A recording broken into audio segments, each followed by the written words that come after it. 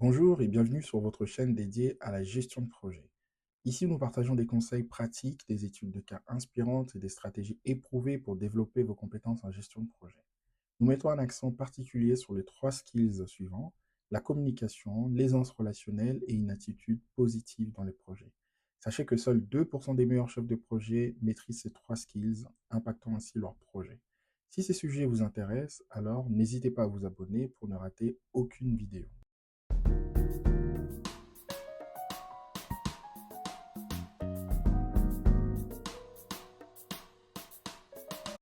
Aujourd'hui, nous allons voir ce que c'est le plan de management de projet, appelé également PMP. Tout d'abord, commençons par le définir. Le plan de management de projet, c'est quoi? C'est un document, élément clé du processus de management de projet, qui va décrire comment le travail du projet sera planifié, exécuté, maîtrisé et clôturé. En quelque sorte, c'est comme une carte qui va guider l'équipe tout au long du projet, en décrivant ce qui doit être fait et comment le faire. Cela assure une direction claire et un travail bien organisé. Voici à présent les éléments constituant un PMP.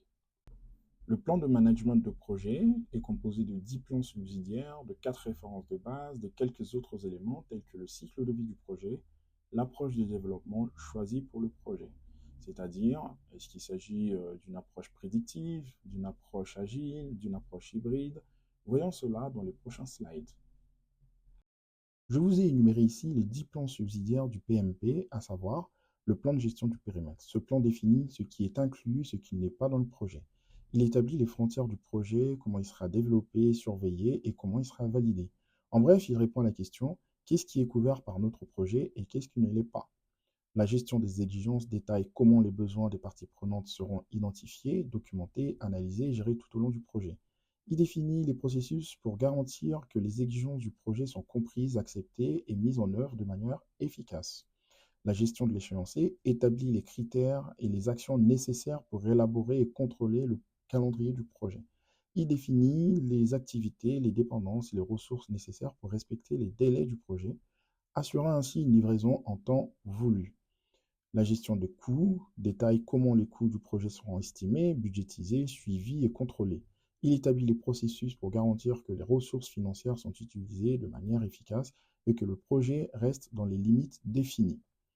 Le plan de gestion de la qualité décrit comment les politiques, les méthodologies, les normes de qualité seront appliquées tout au long du projet. Il vise à assurer que les produits et services livrés répondent aux exigences de qualité spécifiées.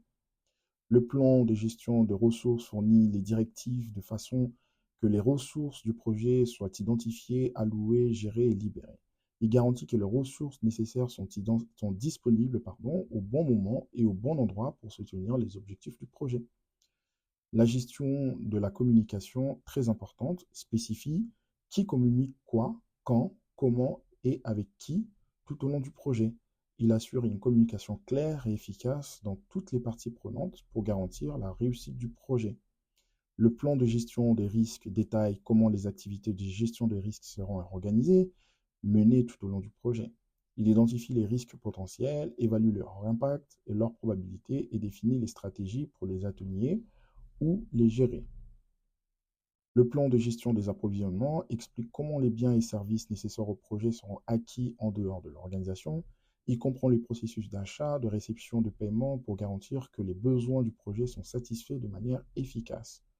Le plan d'engagement des parties prenantes définit comment les parties prenantes seront impliquées dans le projet en fonction de leurs besoins, intérêts et influences. Il vise à assurer leur soutien et leur contribution tout au long du projet pour garantir sa réussite. Maintenant que nous connaissons les 10 plans subsidiaires d'un plan de management de projet, nous allons voir à présent les 4 références de base qui le constituent également. Les références de base, je rappelle, ce sont les processus ou documents du projet qui ne peuvent être modifiés que via le processus maîtriser les changements. Des demandes de changement sont alors créées et traitées dès qu'un changement est demandé. On trouve la référence de base du périmètre, qui est une version approuvée de la portée du projet, la référence de base de l'échéancier, qui est une version approuvée du calendrier du projet, puis la référence de base de coût, budget échelonné du projet approuvé. Enfin, la référence de base de la performance qui permet d'évaluer l'avancement du projet par rapport aux attentes. Maintenant, voyons les étapes d'élaboration d'un PMP. Nous pouvons élaborer un PMP en 4 étapes. La première étape consiste à collecter les informations sur le projet à partir de la charte du projet, du business case, des documents de référence et des parties prenantes.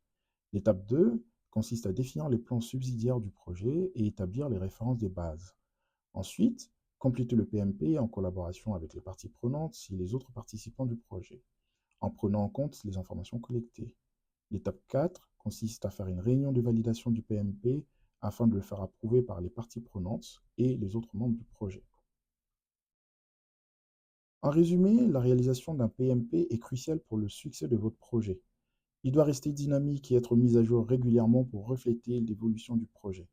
Enfin, n'oublions pas que la communication et la collaboration sont les éléments clés pour assurer l'efficacité du PMP et par extension du projet lui-même.